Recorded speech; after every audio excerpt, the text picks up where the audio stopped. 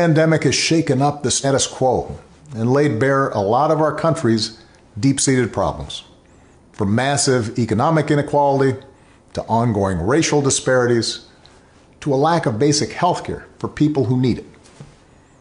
It's woken a lot of young people up to the fact that the old ways of doing things just don't work.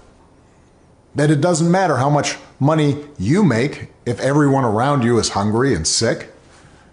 And that our society and our democracy only work when we think not just about ourselves, but about each other.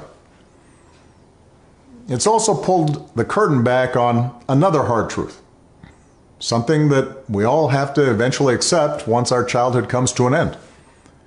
You know, all those adults that you used to think were in charge and knew what they were doing, turns out they don't have all the answers.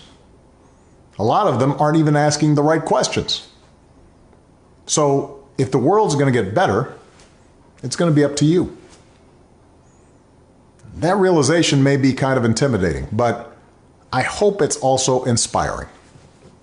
With all the challenges this country faces right now, nobody can tell you, no, you're too young to understand, or this is how it's always been done. Because with so much uncertainty, with everything suddenly up for grabs, this is your generation's world to shape. Since I'm one of the old guys, I won't tell you what to do with this power that rests in your hands, but I'll leave you with 3 quick pieces of advice. First, don't be afraid. America's gone through tough times before. Slavery, civil war, famine, disease, the Great Depression, and 9/11. And each time, we came out stronger.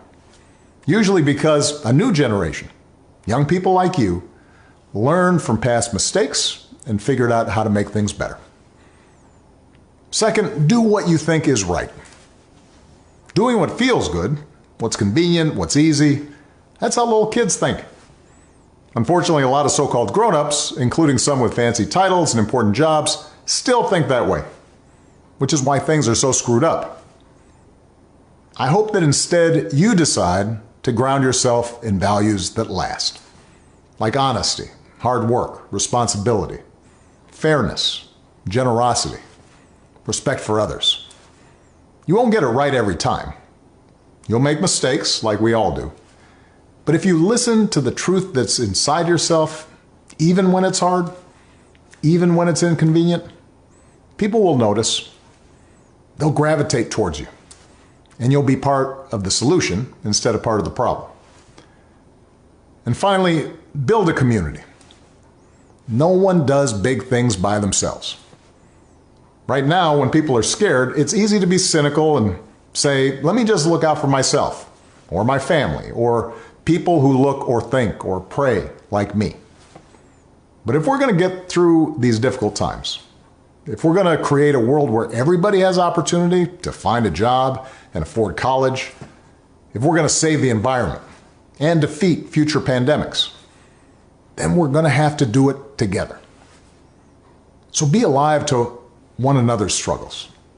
Stand up for one another's rights. Leave behind all the old ways of thinking that divide us: sexism, racial prejudice, status, greed, and set the world on a different path. When you need help, Michelle and I have made it the mission of our foundation to give young people like you the skills and support to lead in your own communities and to connect you with other young leaders around the country and around the globe.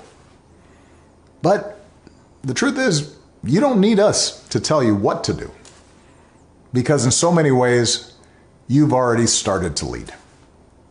Congratulations, class of 2020. Keep making us proud.